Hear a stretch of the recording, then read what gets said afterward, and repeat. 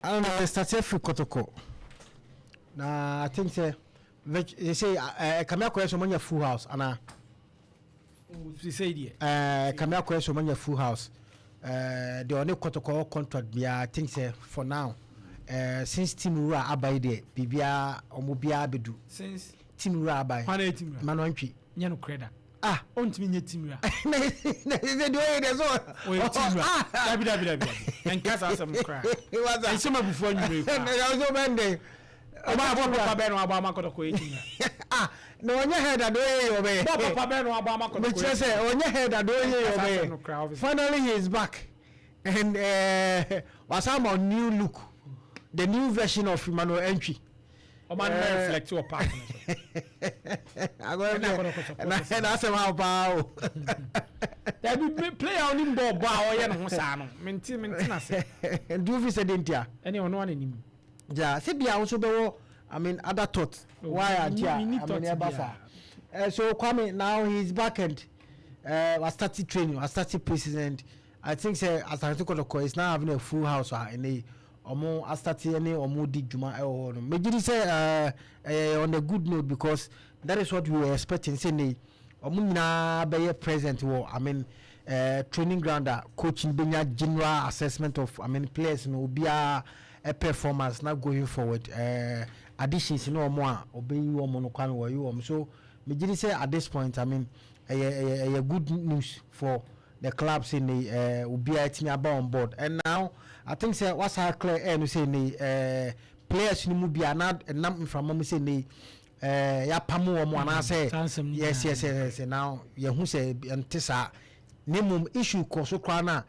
query and ye ama players no and ye mo bi korea and chese ya pamu no they should explain why church and sim champion for the reason why here in a car say bra preseason that say when team report and I say a car say when team anye and I say we absent yourself from I mean training a particular day bia o me say so and only a day your friend quarantine no ye the mawa now was what responded to I mean letter nampen for the bema no and no chese apamo mo so me gidi say no say kware one thing and was say ye shene so at this point kwame dey kodoko hia ye asumdwe the omo hia e asumdwe akwame omo betimi e dey a prepare towards I mean season e baso no and kwame signings a wo hese omaba ana say omo ne kodoko edi djuma na e training no kwame I think say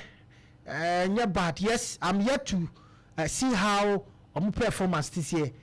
I'm yet to see how I mean the game style of play kwame omo ball game na is here but o hwe kodoko team ni sese a kwame megiri say ne team wa additions a wo ball ni sese and megiri say hia pa because as we speak even center back a wo ball ni this year de no e ba na say ne oni kodoko training a bia se no man sesa omo be sign no kwame menim penifo adwempa yet kodoko still need I mean another addition e wo machire honum because center back honum no kwame megiri say last season na one particular I mean positioner megiri say on other side let's say kodoko down in a way because ohwe na abrante e fe no samba only player constant no gem on there throughout this we pra kwame on na ba but I know mo kan ho no epe no kwame ho no ana na akoye bibi kakra e ho last season ti megiri say one particular I mean positioner no select asante koroko down so megiri say player kwame yakofuna ba mpenefo he say ne performance no at least ebe so ni no ma sign ne dia hyem no kwame meni mpenefo ya adwen but what the minimum na say the misusu say ne o say still on mo say addition e wo chiro because yes obi eba omo he say obenya but kwame still omo say here addition wo chiro no especially sa center back row no yes megiri say o say mpenefo say na omo pe obi esan ka ho sisi because honestly omo ho sisi to pick the kwame I can tell you say personally on my opinion you can't rely on them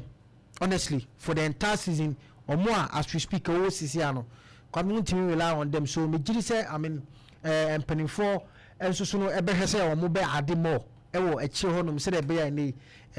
koroko benya etmenya a solid center back ni going forward omo betimi abo echi honum de ama asante koroko yi and on the right side, we say almost a addition on the right side, right? Sure, Augustine Randolph. Yeah, but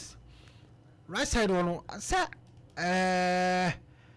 conversation be here. Here. Sir.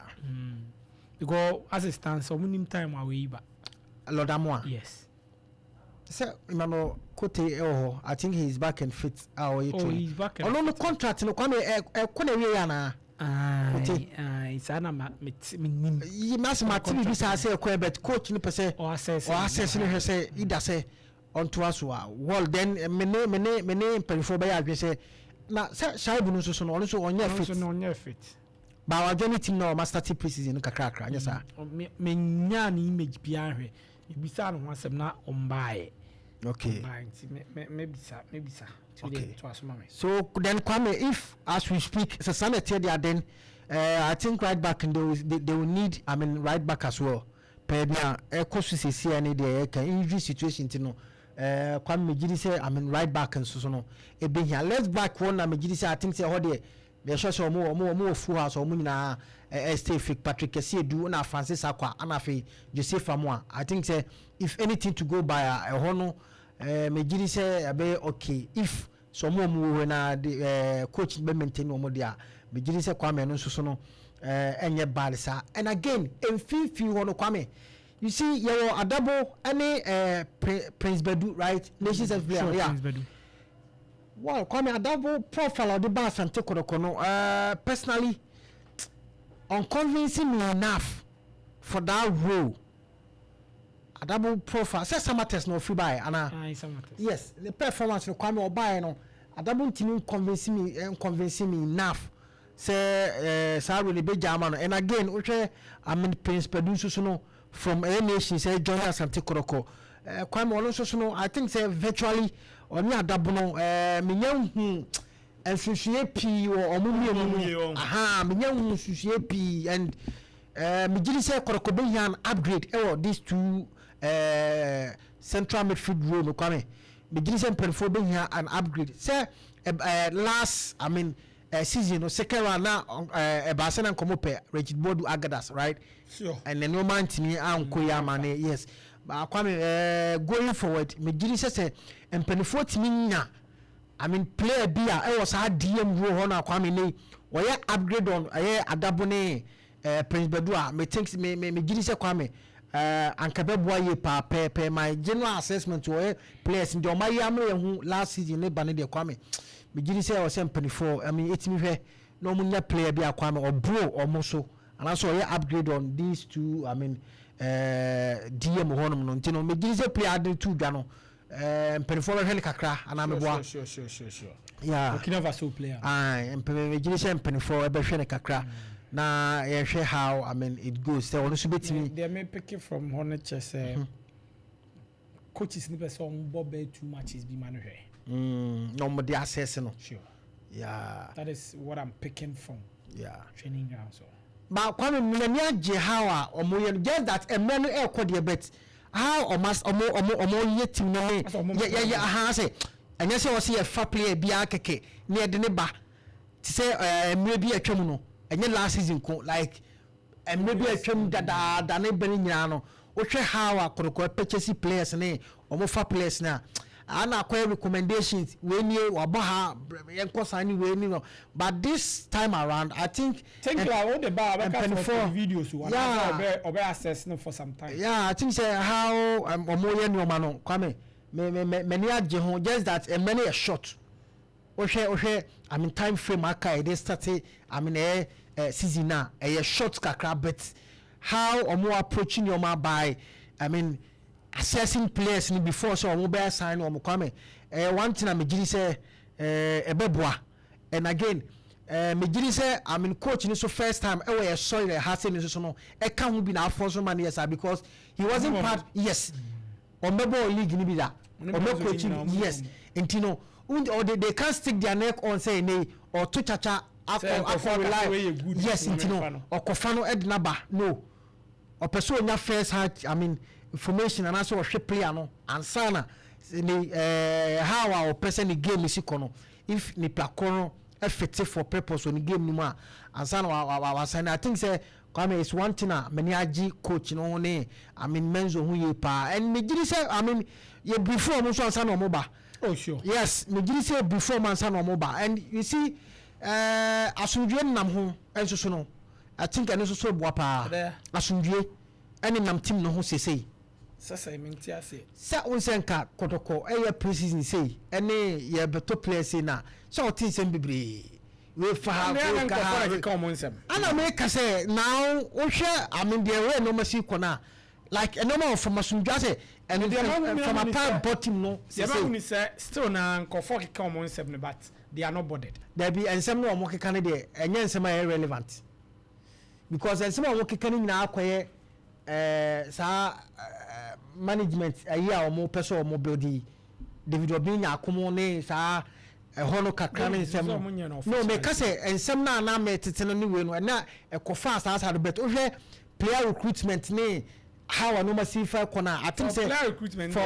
yes for the first time so many years nyoma aye kuwa omanya peace of mind e de ye nia omo pese omo emfanye no and me giri se kwame so omo sisi omo asunsu se ya eye dwumadie ne se de ebeboa club na mani beje ho pa very important say namfo sama going forward na de omo ye team sesi omo focus anyhow omo tumi omo adwe se omo approach omo de ba Kotoko se beto se akwan komani beje pa